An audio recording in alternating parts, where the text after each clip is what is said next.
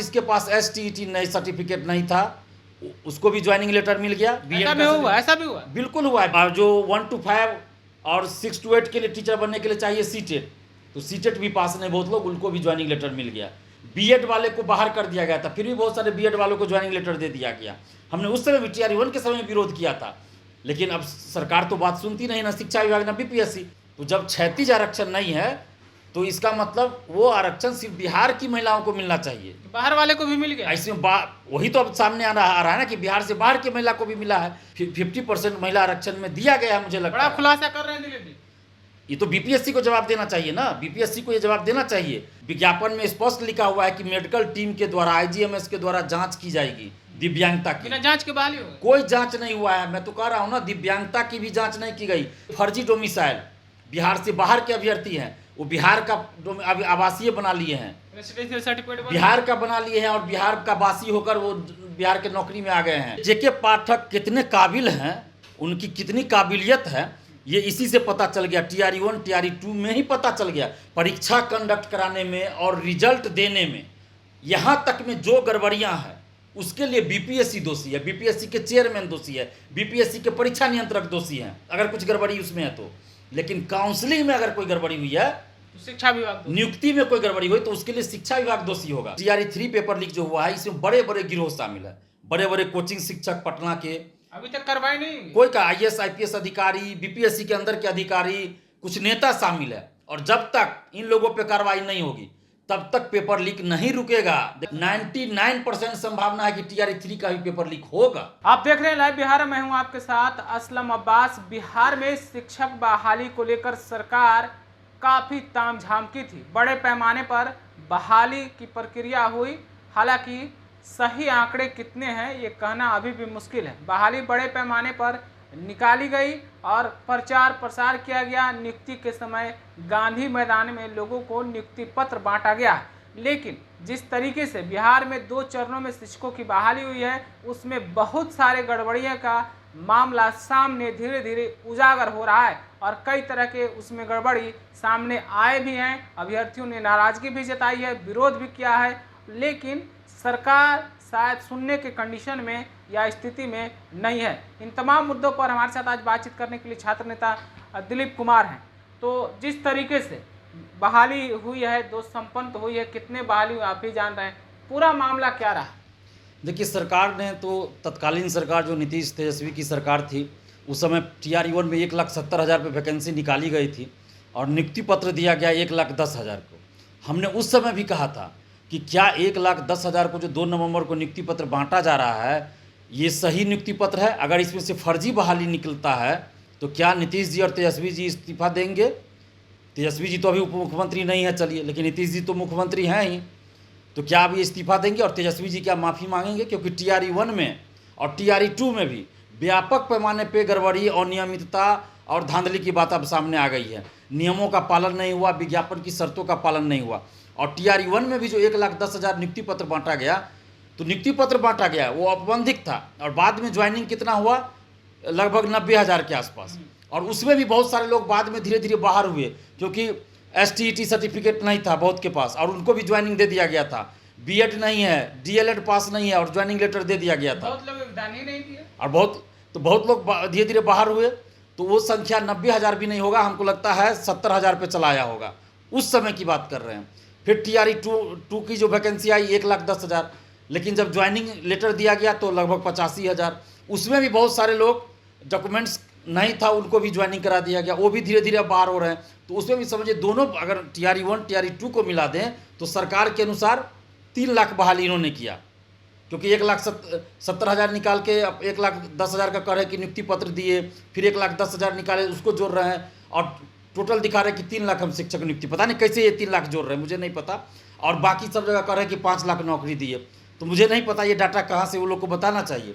लेकिन हम जहाँ तक देख रहे हैं तो TRE1 TRE2 मिलाकर 1 लाख भी सही से वैकेंसी नहीं होता है, 1 लाख भी नहीं होता है। और इसमें भी कितने बेरोजगार युवा को नौकरी मिला, बिहारी बेरोजगार युवा को। बाहर के लोग मार गए, बाहर के ज़्यादा लोग आ गए, वो अब पोल खुल रहा है धीरे धीरे। उसके बाद नियोजित शिक्षक 40-50 हज़ार से ज़्यादा, तो नियोजित शिक्षक जो पहले से जॉब में है वही इसमें सेलेक्ट हुए। तो आपने तो जॉब वाले को जॉब दिया, बेरोजगार बिहारी युवाओं को कितने को नौकरी दिया आपने? यानी फ्रेश बहाली। फ्रेश बहाली तो हुआ ही नहीं, बहुत कम को हुआ। तो ये जो सरकार फर्जी डाटा एक तरह से चुनाव प्रचार सब जगह कर रही है, नेता लोग कर रहे हैं, तेजस्वी यादव जी हो या नीतीश जी हो या कोई भी हो, ये गलत चीज़ हो रहा है। और TRE1 TRE2 में देखिए बड़े पैमाने पे धांधली सेटिंग और फर्जीवाड़ा की बातें सामने आ रही। हमने उस समय भी कहा था, TRE1 के रिजल्ट के बाद भी हमने कहा था कि काउंसलिंग BPSC करवाएं, क्योंकि जब विज्ञापन BPSC ने निकाला, रिजल्ट BPSC ने दिया, तो काउंसलिंग भी BPSC ही करवाए, क्योंकि अगर कुछ गड़बड़ी होती है तो सीधा सीधा BPSC जिम्मेवार होगी, दोषी होगी। लेकिन सरकार ने क्या किया, BPSC से काउंसलिंग नहीं करवा के शिक्षा विभाग से करवाया। अब शिक्षा विभाग क्या कह गया कि BPSC की गलती है, BPSC कहेगी कि शिक्षा विभाग की गलती है, और दोनों मतलब एक दूसरे पे आरोप प्रत्यारोप होगा, और बीच में पिसाएगा कौन? तो ये अभ्यर्थी, बेरोजगार अभ्यर्थी। और यही हो रहा है। अब देखिए ना, रिजल्ट BPSC ने दे दिया, काउंसलिंग शिक्षा विभाग करवाया। अब डॉक्टर बनने के लिए बायोलॉजी से इंटरमीडिएट पास होना जरूरी है, लेकिन अगर ये बहाली इससे के थ्रू होती, जैसे शिक्षक भर्ती हुई उस ऐसे अगर होती, तो इसमें कोई कॉमर्स वाला, आर्ट्स वाला भी जो इंटर पास किया होता वो भी डॉक्टर बन जाता। इस तरह की ये शिक्षक भर्ती बहाली हुई है। मेरा कहना यह है, मैं उदाहरण के तौर पे मैंने बताया, और अब मैं बता रहा हूँ कि शिक्षक बनने के लिए 9, 10, 11, 12 के शिक्षक के लिए STET पास होना अनिवार्य था। लेकिन यहाँ जिसके पास STET नई सर्टिफिकेट नहीं था, उसको भी ज्वाइनिंग लेटर मिल गया। ऐसा भी हुआ। बिल्कुल हुआ है। BEd का सर्टिफिकेट लगा के हमने तो 25 अक्टूबर 2019 को BPSC ऑफिस के सामने एक अभ्यर्थी को खड़ा कर दिया था कि भाई उसके पास STET का सर्टिफिकेट नहीं है, झारखंड का था, और उसको भी ज्वाइनिंग लेटर मिल गया था। सीटेट का भी सर्टिफिकेट नहीं, जो 1 to 5 और 6 to 8 के लिए टीचर बनने के लिए चाहिए सीटेट, तो सीटेट भी पास नहीं बहुत लोग, उनको भी ज्वाइनिंग लेटर मिल गया। BEd वाले को बाहर कर दिया गया था, फिर भी बहुत सारे BEd वालों को ज्वाइनिंग लेटर दे दिया गया। हमने उस समय भी TRE1 के समय विरोध किया था, लेकिन अब सरकार तो बात सुनती नहीं, ना शिक्षा विभाग ना BPSC। तो उसका खामियाजा आज देखिए कि आज धीरे धीरे RTI से भी बहुत सारा डाटा सामने आया कि बिहार से बाहर के कितने महिला अभ्यर्थियों का चयन हुआ। तो ये तो लग रहा है कि मतलब घोर अन्याय हुआ है बिहार के अभ्यर्थियों के साथ। 50% जो महिला आरक्षण दिया गया 1 to 5, 6 to 8 में, तो ये क्षैतिज आरक्षण नहीं है। और BPSC के अध्यक्ष अतुल प्रसाद ने भी ये ट्वीट किया था कि ये महिला आरक्षण क्षैतिज नहीं है शिक्षा विभाग के दिशा निर्देश के अनुसार। तो जब क्षैतिज आरक्षण नहीं है तो इसका मतलब वो आरक्षण सिर्फ बिहार की महिलाओं को मिलना चाहिए, बाहर वाले को भी मिल गया। इसमें वही तो अब सामने आ रहा है ना कि बिहार से बाहर की महिला को भी मिला है। इसका एग्जैक्ट डाटा आना चाहिए, जैसे RTI से डाटा आया है कि बिहार से बाहर की कितने महिलाओं का सिलेक्शन जनरल कैटेगरी में हुआ है, तो जो जनरल कैटेगरी का सीट है उससे ज़्यादा हो जा रहा है संख्या। इसका मतलब तभी ये संख्या ज़्यादा हो रहा है जब आरक्षण कैटेगरी में महिला भी आई है, यानी जो बिहार से बाहर की महिलाओं को आरक्षण दिया गया है जनरल कैटेगरी में, तभी वो संख्या बढ़ रहा है। नहीं तो फिर सीट से ज़्यादा तो जनरल कैटेगरी में जो संख्या है उसी में लड़की का भी सिलेक्शन होना चाहिए, लड़का का भी बिहार से बाहर का। लेकिन ये बिहार से बाहर की महिलाओं को भी 50% महिला आरक्षण में दिया गया है। मुझे लगता है बड़ा खुलासा कर रहे हैं दिलीप जी। ये तो BPSC को जवाब देना चाहिए ना, BPSC को ये जवाब देना चाहिए कि आपने बिहार से बाहर की महिला को आरक्षण 50% वाला जो 1 to 5, 6 to 8 उसमें दिया है कि नहीं दिया है। 35% का तो है क्लियर कि वो दिया गया है आरक्षण। वो तो BPSC का RTI का भी हमारे पास 4 साल पहले का डाटा है सिविल सेवा में कि 35% आरक्षण का लाभ बिहार से बाहर की महिलाओं को जनरल कैटेगरी में BPSC हो, BSSC हो या दरोगा बहाली, सिपाही बहाली, सब में दिया जाता है 35%। लेकिन ये 50% जो बाहर आरक्षण है, महिला आरक्षण 1 to 5, 6 to 8, न्यूनतम 50% आरक्षण की बात कही गई है। तो इसमें ये क्षैतिज आरक्षण नहीं हुआ, तो इसलिए बिहार से बाहर की महिलाओं को आरक्षण का लाभ नहीं मिलना चाहिए। और ये बात हमने उस समय भी कहा था जब डोमिसाइल हटाया गया था, हमने सवाल भी किया था, और एक पत्रकार महोदय ने भी सवाल किया था इनसे। उस समय बिहार के मुख्य सचिव थे आमिर सुबहानी जी, जब प्रेस कॉन्फ्रेंस कर रहे थे डोमिसाइल हटाया गया था उसके बाद, तो सवाल किया गया था कि आरक्षण जो महिला आरक्षण है उसका लाभ बिहार से बाहर की महिलाओं को भी मिलेगा। वो टाल गए, कह रहे हैं सरकार का फैसला है। तो अब सरकार का फैसला है तो अब जवाब दीजिए भाई, बिहार के अब युवाओं के साथ, बिहार की बेटियों के साथ इतना बड़ा अन्याय कैसे आप कर रहे हैं? नीतीश कुमार तो लगातार कहते हैं बिहार के महिलाओं के लिए हम काम कर रहे हैं, आरक्षण दे दिए, अभी चुनाव के दौरान वो भुना भी रहे हैं, प्रचार भी कर रहे हैं। तो यही तो सरकार को ये बताना चाहिए ना कि क्या आपने 50% महिला आरक्षण के तहत जनरल कैटेगरी में बिहार से बाहर की महिलाओं को आरक्षण दिया है कि नहीं दिया है। क्योंकि हम लोग के पास जो RTI का डाटा आ रहा है, जो आंकड़ा आ रहा है, उससे ये लग रहा है कि बिहार से बाहर की महिलाओं को आरक्षण दिया गया है। मैं कह रहा हूँ कि लग रहा है। और बीपीएससी को, बिहार सरकार को, शिक्षा विभाग को जवाब देना चाहिए कि आपने दिया है कि नहीं दिया है। तो क्या दिक्कत है इसमें, आप बता दीजिए, सार्वजनिक कर दीजिए। और ये जो फर्जी दिव्यांग सर्टिफिकेट लगाकर बहाली हुई है, विज्ञापन में स्पष्ट लिखा हुआ है कि मेडिकल टीम के द्वारा, आईजीएमएस के द्वारा जांच की जाएगी दिव्यांगता की। बिना जांच के बहाली होगा? कोई जांच नहीं हुआ है। मैं तो कह रहा हूं ना, दिव्यांगता की भी जांच नहीं की गई। जिसने जो सर्टिफिकेट दे दिया दिव्यांग सर्टिफिकेट का लगा के, कहीं से बना के, उस पे आधार पर उनको नौकरी दे दी गई। और जो रियली में वास्तव में दिव्यांग है उनको नौकरी नहीं मिली। और जो शरीर से पूरी तरह स्वस्थ है उसने भी विकलांग का, दिव्यांग का सर्टिफिकेट बना के नौकरी ले लिया। यानी कि दिव्यांग अभ्यर्थियों की हकमारी की गई, तो अमानवीय हो गया। उसके बाद आप देखिए फर्जी डोमिसाइल, बिहार से बाहर के अभ्यर्थी हैं, वो बिहार का आवासीय बना लिए हैं, रेसिडेंशियल सर्टिफिकेट बिहार का बना लिए हैं, और बिहार का वासी होकर वो बिहार के नौकरी में आ गए हैं, फायदा उठा लिया। यहाँ तक कि वो बीसी, ईबीसी, एससी कैटेगरी का भी सर्टिफिकेट बना लिए हैं, और वो भी जो जॉब में आ गए हैं। इसकी जांच क्यों नहीं सरकार करवा रही है? हम बार बार करें, बायोमेट्रिक आप जांच कीजिए। बीपीएससी का, हम लोगों के कहने पे बीपीएससी के तो अध्यक्ष अतुल प्रसाद ने बायोमेट्रिक की व्यवस्था की, क्योंकि हमने उनसे कहा था कि स्कॉलर बहुत बैठता है, दूसरे के बदला में दूसरा बैठता है एग्जाम सब में, तो आप बायोमेट्रिक लाइए ताकि कभी भी उसकी जांच हो जाए। तो अतुल प्रसाद जी ने बायोमेट्रिक की व्यवस्था किया, इसके लिए हम उनको धन्यवाद देते हैं। लेकिन मैंने उस समय भी अतुल प्रसाद जी को भी कहा था कि आप जब वैकेंसी निकाल रहे हैं, आप रिजल्ट दे रहे हैं, तो काउंसलिंग आप करवाइए। गड़बड़ी होगी तो आपकी जिम्मेवारी होगी, और काउंसलिंग शिक्षा विभाग करवाएगा, कैसी बहाली आप कर रहे हैं?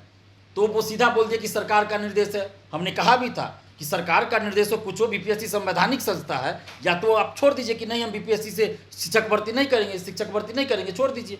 नहीं तो अगर कीजिएगा तो सारा जिम्मेवारी आपको लेना चाहिए, क्योंकि बीपीएससी एक संवैधानिक संस्था है। लेकिन सरकार के दबाव में बीपीएससी ने भी कुछ नहीं किया, शिक्षा घुटना टेक दिया, वही हुआ। और हड़बड़ी, जल्दीबाजी दिखाना था कि इतना दिन में हम रिकॉर्ड बनाना था कि रिजल्ट दे रहे हैं। तो अब जो ये गड़बड़ी आई, तो इसके लिए दोषी कौन है? ये जांच होना चाहिए। मैं फिर कह रहा हूँ, जांच करवाए सरकार, इसमें जो भी दोषी हो। जैसे टीआरई 2 में फर्स्ट शिफ्ट की परीक्षा सेकंड शिफ्ट में कर दी गई कि साइक्लोन आ रहा है, ये कौन सी व्यवस्था हुई भाई? फर्स्ट शिफ्ट की परीक्षा आप सेकंड शिफ्ट में क्यों कर रहे हैं? यानी कि बिहार से बाहर के लोगों को आप फायदा पहुंचाने के लिए ऐसा किए। भाषा अर्हता वाली परीक्षा हुई थी, परीक्षा के बाद आपने उसको समाप्त कर दिया। आप उर्दू और बांग्ला का क्वेश्चन नहीं छपा था तो आप उसके लिए अलग से एग्जाम ले लेते, या फिर परीक्षा से पहले ही बोल देते कि भाषा अर्हता वाली परीक्षा नहीं होगी, कोई परीक्षा नहीं देता। अब उसमें जो भाषा में समय लगाया क्वेश्चन बनाने में, उसका तो नुकसान हुआ। तो ये चीज़ तो गलत डिसीजन था अतुल प्रसाद जी का। हम बहुत लोग ये सोचेंगे कि अतुल प्रसाद जी का हम तारीफ करते थे। अरे भाई, तारीफ हम उनकी आज भी करेंगे। सिविल सेवा परीक्षा में जो उन्होंने सुधार किया, बीपीएससी सिविल सेवा में जो हमारी मांग थी पिछले 5-6 साल से, 2016 से हम मांग कर रहे थे और आंदोलन कई बार कर चुके थे जिन जिन मांगों को लेकर, सिविल सेवा में सुधार के लेकर। जैसे ऑप्शनल हटाना मेंस से, उसके बाद ई ऑप्शन को हटाना पीटी से, तो ये बहुत सारी हमारी मांगे थी जिसको अतुल प्रसाद ने माना। तो उसके लिए तो हम उनको तारीफ करेंगे ही ना, धन्यवाद देंगे। बीपीएससी टीआरई 1 के समय भी हमको ऑफिस में बुलाया गया व्यवस्था देखने के लिए, हमने देखा व्यवस्था सही था। व्यवस्था भाई जैसा हम लोग चाहते थे, जिस तरह की व्यवस्था किया गया, कंट्रोल रूम बनाया गया। तो हमने नीतीश जी को भी धन्यवाद दिया, तेजस्वी जी को भी धन्यवाद दिया। क्यों? क्योंकि वो लोग सरकार में थे, और चूंकि ये चेयरमैन थे अतुल प्रसाद, तो इनको भी धन्यवाद दिए, पूरे बीपीएससी को धन्यवाद दिए। तो जहाँ अच्छा काम होगा धन्यवाद देंगे। लेकिन वही टीआरई 1 रिजल्ट के बाद जब गड़बड़ी आई, खास के कंप्यूटर साइंस के से संबंधित रिजल्ट में बहुत गड़बड़ी आई थी, तो उस समय 25 अक्टूबर 2023 को हमने तो उन्हीं के खिलाफ आंदोलन किया था बीपीएससी गेट पर। अतुल प्रसाद ही चेयरमैन थे, और उस दिन हमारे साथ पुलिस ने किस तरह बदतमीजी किया सब लोगों ने देखा। तो कोई भी हो, चाहे वो अतुल प्रसाद हो, नीतीश कुमार जी हो, तेजस्वी जी हो, सम्राट चौधरी जी हो, नरेंद्र मोदी जी हो, अगर छात्र हित में काम करेंगे, जनहित में काम करेंगे, तो जो काम जनहित छात्र हित में होगा उसकी तारीफ हम करेंगे। लेकिन जहाँ गलत होगा वहाँ हम विरोध भी करेंगे। तो अतुल प्रसाद जी ने सिविल सेवा के क्षेत्र में, सिविल सेवा परीक्षा के लिए जो सुधार किया, उसकी हम तारीफ करते हैं हमेशा। और बीपीएससी शिक्षक भर्ती में जो परीक्षा हुई टीआरई 1 की जो व्यवस्था थी, उसकी हमने तारीफ किया, और आज भी कह रहा हूँ कि वो व्यवस्था सही है, वो व्यवस्था हर जगह लागू होनी चाहिए। लेकिन रिजल्ट में जो गड़बड़ी हुई, काउंसलिंग में जो गड़बड़ी हुई, उसका तो हम विरोध कर रहे हैं। उसके लिए तो हम आंदोलन कर चुके हैं 25 अक्टूबर को। बिल्कुल हम ये मांग कर रहे हैं सरकार से कि आप एक निष्पक्ष टीम बनाइए, या तो आर्थिक अपराध इकाई को ही दे दीजिए, जांच कीजिए। टीआरई 1 टीआरई 2 की जांच होनी चाहिए, इसके हर पहलू की जांच होनी चाहिए। और जो भी उस समय बीपीएससी के चेयरमैन थे, अतुल प्रसाद जी हैं, सचिव जो भी थे, परीक्षा नियंत्रक जो थे, शिक्षा विभाग के जो अधिकारी थे, सब की जांच होनी चाहिए कि क्या किसी तरह की धांधली सेटिंग तो नहीं हुई या किसी तरह का पक्षपात तो नहीं हुआ। बिहार से बाहर के लोगों को कोई फायदा पहुंचाने के लिए फर्स्ट शिफ्ट की परीक्षा सेकंड शिफ्ट में तो नहीं कराई गई। भाषा अर्हता को समाप्त तो नहीं किया गया बाहर वालों को फायदा पहुंचाने के लिए। इसकी जांच होनी चाहिए। और ये जो सर्टिफिकेट काउंसलिंग तो शिक्षा विभाग ने कराया, तो उसमें इतनी बड़ी गड़बड़ियाँ कैसे हो गई, इसकी भी जाँच करवाए। जो भी दोषी हो, मैं कह रहा हूँ अतुल प्रसाद दोषी हो, बीपीएससी के कोई और अधिकारी दोषी हो, या शिक्षा विभाग के कोई अधिकारी दोषी हो, या कोई नेता इसमें दोषी हो, सब पे कठोर कार्रवाई होनी चाहिए। एक और सवाल है दिलीप जी, इतना कठोर कड़क अधिकारी के पाठक है, उनकी मौजूदगी में पूरी बहाली के पाठक के आने के बाद हुई है। क्या वो कड़कपन जो है सिर्फ और सिर्फ शिक्षकों के लिए स्कूल में दिखता है, छात्रों के लिए? क्या बहाली में उनकी कोई? देखिए के पाठक कितने काबिल हैं, उनकी कितनी काबिलियत है, ये इसी से पता चल गया। TRE 1 TRE 2 में ही पता चल गया, क्योंकि काउंसलिंग शिक्षा विभाग ने करवाया है। सबको याद होगा जब बीपीएससी काउंसलिंग करवा रही थी तो के पाठक ने लेटर वार शुरू किया था बीपीएससी से, और उसके बाद शिक्षा विभाग ने काउंसलिंग करवाया। तो अब काउंसलिंग में जो गड़बड़ी हुई तो उसके लिए तो शिक्षा विभाग दोषी है, जिम्मेवार है। ये तो कोई भी आदमी कहेगा ना। के पाठक में कोई काबिलियत नहीं है इस मामले में? इस मामले में कोई काबिलियत नहीं दिख रही। देखिए मैं फिर कह रहा हूँ, अभ्यर्थियों को भी और अभिभावकों को भी इस चीज़ को समझना चाहिए कि बीपीएससी ने विज्ञापन निकाला TRE 1 TRE 2 का, TRE 3 का भी। शिक्षा विभाग ने जो दिशा निर्देश भेजा उसके अनुसार विज्ञापन बीपीएससी ने निकाला, परीक्षा बीपीएससी ने कंडक्ट कराया, रिजल्ट बीपीएससी ने दिया। परीक्षा कंडक्ट कराने में और रिजल्ट देने में, यहाँ तक में जो गड़बड़ियाँ हैं उसके लिए बीपीएससी दोषी है, बीपीएससी के चेयरमैन दोषी है, बीपीएससी के परीक्षा नियंत्रक दोषी हैं अगर कुछ गड़बड़ी उसमें है तो।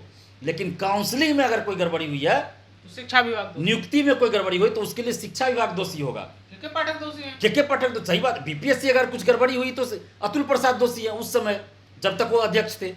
अगर शिक्षा विभाग ने कोई गड़बड़ी की तो के पाठक दोषी है, जाहिर सी बात है। अगर ताली कप्तान को तो गाली भी कप्तान को ही मिलती है। मैं वही इसलिए कह रहा हूँ कि अतुल प्रसाद जब अच्छा काम किया हमने तारीफ किया, जब गलत हो रहा है तो हम विरोध भी कर, उस समय भी किए थे। ऐसा नहीं कि आज कर रहे हैं, 25 अक्टूबर 2023 को भी आंदोलन कर चुके हैं, और जहाँ जहाँ उन्होंने गलतियाँ की हमने विरोध किया है, और हम उनको भी कहते रहे और सार्वजनिक रूप से भी हम मांग करते रहे कि काउंसलिंग बीपीएससी को ही करवाना चाहिए, और काउंसलिंग करवाने के बाद फाइनल रिजल्ट देना चाहिए, अंतिम रूप से चयनित अभ्यर्थियों की सूची, और एक अभ्यर्थी का एक ही जगह रिजल्ट होना चाहिए। हमने तो कई बार बोला, बीपीएससी के चेयरमैन को भी बोला। बिल्कुल, तो सीटें भी खाली नहीं रहती। जैसे दरोगा सिपाही या बीपीएससी सिविल सेवा की बहाली होती है, बीपीएससी मान लीजिए सिविल सेवा की बहाली करती है और भी बहाली करती है, तो क्या होता है, पीटी होता है, मेंस होता है, इंटरव्यू होता है, और जहां मान लीजिए इंटरव्यू नहीं है तो काउंसलिंग होता है, सर्टिफिकेट की जांच होती है, उसके बाद अंतिम रूप से चयनित अभ्यर्थियों की सूची जारी होती है। लेकिन ये पहली वैकेंसी है कि परीक्षा विज्ञापन निकाला बीपीएससी ने, परीक्षा कंडक्ट कराया बीपीएससी ने, रिजल्ट दिया बीपीएससी ने, रिजल्ट दे दिया बीपीएससी ने बिना काउंसलिंग का, कोई सर्टिफिकेट जांच नहीं, और रिजल्ट के बाद जो है शिक्षा विभाग काउंसलिंग करवा रहा है। अगर काउंसलिंग बाद में ही करवानी थी तो आप सीट से ज़्यादा अभ्यर्थियों का रिजल्ट देते, ताकि काउंसलिंग में जो बाहर होगा लोग तो उसके वजह से सीटें खाली न रहे। तो अभी जो ये जो लोग बाहर हो रहे हैं, मैं फिर कह रहा हूँ, फर्जी दिव्यांग सर्टिफिकेट, फर्जी डोमिसाइल, फर्जी EWS, फर्जी आवासीय, फर्जी NCL, तरह तरह के फर्जीवाड़ा हुआ है। तो एक बार जितने भी चयनित शिक्षक हैं TRE 1 TRE 2 में, मैं सरकार से हाथ जोड़कर विनती कर रहा हूं नीतीश कुमार जी से कि एक बार फिर से जांच करवा दीजिए, सारे शिक्षकों की जांच करवाइए, काउंसलिंग करवाइए, सारे सर्टिफिकेट की एक एक सर्टिफिकेट, मैट्रिक, इंटर, ग्रेजुएशन, शैक्षणिक प्रशैक्षणिक सर्टिफिकेट, पात्रता परीक्षा वाला जो भी है, दिव्यांग सर्टिफिकेट, आवासीय, NCL, EWS, सारा सर्टिफिकेट जांच करवाइए, एक एक सर्टिफिकेट की जांच करवाइए, और उसके बाद बायोमेट्रिक भी लीजिए, बायोमेट्रिक, और जो भी इसमें फर्जी है सबको बाहर कीजिए, और जितना भी सीट खाली बचता है उस पर संशोधित रिजल्ट, रिवाइज रिजल्ट दीजिए, क्योंकि ये गलती अभ्यर्थियों की नहीं, आपकी गलती है, और आपने औपबंधिक उस समय रिजल्ट दिया था और औपबंधिक नियुक्ति पत्र भी बांटा था, तो इसलिए आप संशोधित रिजल्ट दे सकते हैं, बीपीएससी संशोधित रिजल्ट दे सकती है। तो ये लाखों अभ्यर्थियों के हित में होगा, और ये करना होगा बीपीएससी को, शिक्षा विभाग को और बिहार सरकार को, नहीं तो फिर सारे नेताओं का, बीपीएससी का भी और शिक्षा विभाग का हम लोग जोरदार विरोध करेंगे। आखिरी सवाल रहेगा दिलीप जी, बीपीएससी TRE 3 जिस तरीके से आनन फान में परीक्षा का आयोजन हुआ चुनाव से पहले और फिर पेपर लीक हो गया, इस पर क्या कहिएगा आप? क्या जो अभ्यर्थी तैयारी कर रहे हैं? देखिए TRE 2 का भी जिस तरह से कटअप ज़्यादा गया, तो उसको भी देखकर लगता है कि उसमें भी कुछ ना कुछ गड़बड़ी हमको लगता है कि हो सकता है बहुत लोगों के पास क्वेश्चन आ गया हो, बाहर वो बात नहीं आई तो हम लोग तो तभी जानेंगे जब बाहर बात आएगी। अब अंदर अंदर क्या हो रहा है तो हमने नहीं जानते हैं। तो उसमें भी लगता है ये जो सेटर लोग है जो पकड़ाया है वो नीट पेपर लीक में भी पकड़ाया है, उसी में से बहुत लोग, सिपाही भर्ती में भी शामिल था, टीआरई 3 में भी शामिल है, उससे पहले बीपीएससी एग्रीकल्चर का हुआ प्रथम सप्ताह मार्च में, उसमें भी वो लोग शामिल था। हालांकि उसको अभी तक एक्सेप्ट नहीं किया बीपीएससी ने, लेकिन उसका एग्रीकल्चर का भी पेपर लीक था। तो निश्चित रूप से ये टीआरई 3 पेपर लीक जो हुआ है इसमें बड़े बड़े गिरोह शामिल है, बड़े बड़े कोचिंग शिक्षक पटना के, अभी तक कार्रवाई नहीं कोई का आईएएस आईपीएस अधिकारी, बीपीएससी के अंदर के अधिकारी, कुछ नेता शामिल है। और जब तक इन लोगों पे कार्रवाई नहीं होगी तब तक पेपर लीक नहीं रुकेगा। देखिए नहीं रुका ना, हमने 15 मार्च वाली पेपर लीक के बाद भी कहा था जब तक बड़े बड़े कोचिंग संचालक, शिक्षकों, आईएएस आईपीएस अधिकारी और जितने भी अधिकारी हो, नेता, सब पे कार्रवाई नहीं कीजिएगा, आगे पेपर लीक नहीं रुकेगा। और देखिए नीट का 5 मई को परीक्षा हुई, उसका पेपर लीक हो गया। अभी भी मैं कह रहा हूं टीआरई 3 की जब भी पुनर्परीक्षा होगी इसकी कोई गारंटी नहीं है कि पेपर लीक नहीं होगा। संभावना कब तक है कि हो जाता है? 99% संभावना है कि टीआरई 3 का भी पेपर लीक होगा, फिर से हो जाएगा, होगा निश्चित, भले बाहर सार्वजनिक नहीं हो। देखिए 2 तरह से काम होता है ना, एक तो पेपर लीक हुआ, सिलेक्टेड लोगों को मिला जो पैसा दिया, 10,000 5,000 लोगों को मिला जो पैसा दिया। एक होता है कि बाहर आ जाना बात, तो जब बाहर आता तब हम लोग जानते हैं ना। जैसे टीआरई 2 में क्या हुआ, बाहर नहीं आई बात। अब टीआरई 2 के भी बहुत सारे अभ्यर्थी बता रहे हैं कि उस समय भी मेरे लॉज का लड़का लोग गया था, उसको क्वेश्चन मिला था, उस समय बताते तो हम लोग कुछ करवाते भी कार्रवाई, लेकिन अब बता रहे हैं। तो इसी तरह टीआरई 3 में भी हो सकता है कि अंदर अंदर कुछ हो। और हम तो कह रहे हैं कि टीआरई 1 टीआरई 2 का रिजल्ट की भी जांच होनी चाहिए, क्योंकि टीआरई 2 के समय भी, टीआरई 1 के समय भी कंप्यूटर साइंस में, टीआरई 1 के समय में बहुत सारे अभ्यर्थी कह रहे थे कि रिजल्ट से पहले ही रिजल्ट का पीडीएफ आ गया था बहुत सारे ग्रुप में। और हो सकता है उस ऑफिस का कोई अधिकारी, कोई कर्मचारी दोषी हो जो ये सब काम कर, चूंकि पहले जो लोग संलिप्त थे पेपर लीक धांधली सेटिंग में बीपीएससी में, वो लोग तो अभी भी बीपीएससी ऑफिस में है ही। हाँ भाई, कर्मचारी है, कर्मचारी भी है, अधिकारी भी है बहुत सारे, तो वो लोग तो भाई अभी भी कर रहे होंगे काम। भले वो बात तो हम लोग के बीच नहीं आ रहा है, बाहर नहीं आ रहा है, लेकिन वो अंदर अंदर तो काम कर ही रहे होंगे। अमरिंदर कुमार बीपीएससी के परीक्षा नियंत्रक थे, उनको हटा दिया गया था, फिर बीएसएससी का मेंबर बना दिया गया, बीपीएससी ऑफिस में आना जाना उनका रल लगा रहता है। तो कैसे सही से एग्जाम होगा? इसलिए मैं कह रहा हूं कि जांच करवाए सरकार, रिजल्ट की भी जांच हो। ऐसा तो नहीं ना कि मार्क्स कुछ और है और मार्क्स बढ़ा चढ़ा के, जो मार्क्स चढ़ाने वाला होगा स्टाफ, वो पैसा लेके मार्क्स बढ़ा के दे दिया हो। और टीआरई 1 टीआरई 2 में भी इस तरह का खेल हुआ होगा, इसलिए कटअप इतना ज़्यादा टीआरई 2 का गया। तो रिजल्ट की भी जांच हो, और जो भी इसमें दोषी हो, चाहे कोई अधिकारी हो, बीपीएससी का उस समय का चेयरमैन अतुल प्रसाद दोषी हो, या कोई अधिकारी दोषी हो, या बाहर का भी कोई दोषी हो, सबको कठोर सजा मिलनी चाहिए। बिल्कुल। तो आप सुन रहे थे छात्र नेता दिलीप को, जिस तरीके से बिहार में शिक्षक बहाली की प्रक्रिया संपन्न हुई है और आने वाला समय में टीआरई 3 का फिर से एग्जाम होने की संभावनाएं हैं, बहाली उसकी प्रक्रिया पूरी की जाएगी। लेकिन जिस तरीके से 2 बहाली हुई है उसमें बहुत सारे धांधली होने की खबरें आई हैं, बातें आई हैं, जैसा कि आपने दिलीप को अभी सुना भी है, और सरकार से जांच करने की मांग। हाँ बोलिए। एक बात और हम ये बताना चाहते हैं कि बिहार में देखिए अभी तेजस्वी यादव जी कह रहे हैं हर जगह कि हम 5 लाख नौकरी दिए, 5 लाख 17 महीने में। ये टीआरई 1 टीआरई 2 उन्हीं के समय में बहाली आई, बहाली पूरा भी उन्हीं के समय में हुआ। लेकिन पेपर लीक पे तेजस्वी यादव जी क्यों नहीं बोलते? टीआरई 1 टीआरई 2 में जो इतनी गड़बड़ियाँ हुई उस पर भी तेजस्वी यादव जी को बोलना चाहिए, लेकिन नहीं बोलते हैं। हम तो बिहार के सभी नेताओं से ये मांग कर रहे हैं, चाहे सत्ता पक्ष में हो या विपक्ष में, क्योंकि आज न कल वो सत्ता पक्ष विपक्ष में आते जाते रहते हैं, तो सभी लोग सत्ता में रहें। तो हम सभी से हाथ जोड़कर विनती करते हैं, तेजस्वी यादव जी से, नीतीश जी से, विजय सिन्हा जी से, सम्राट चौधरी जी से, सभी नेताओं से, कि टीआरई 1 टीआरई 2 की आप जांच करवाइए, और टीआरई 3 पेपर लीक की भी जांच तो चल ही रही है। जो भी बड़े बड़े लोग भी हों, चाहे जो भी हो, बीपीएससी चेयरमैन हो या कोई हो, कोई बड़ा से बड़ा नेता हो, कोचिंग शिक्षक हो, जो भी इसमें संलिप्त है गड़बड़ी में, धांधली सेटिंग में, सब पे कठोर कार्रवाई कीजिए। बिल्कुल। तो जिस तरीके से आपने सुना है, बहाली की आप जो वाहवाही लूट रहे हैं, पेपर लीक पर भी आप जनता के बीच में जाइए। लोकसभा चुनाव का माहौल है, जिस तरीके से जनता के बीच में नौकरी की बात आप बोल रहे हैं, बहाली की बात बोल रहे हैं, रोजगार देने की बात बोल रहे हैं, तो छात्र नेता जैसे आपसे बात कर रहे हैं, बोल रहे हैं कि आप पेपर लीक क्यों हो रहा है, इस पर भी जरूर बोलिए, मुख्यमंत्री से लेके विपक्ष के नेता तक। आप अपनी राय क्या रखते हैं टीआरई 1 टीआरई 2 और जिस तरीके से टीआरई 3 में पेपर लीक का मामला हुआ है, और महिला आरक्षण को लेकर आप अपनी प्रतिक्रिया हमें कमेंट में ज़रूर बताइएगा। तब तक के लिए आपका बहुत बहुत शुक्रिया।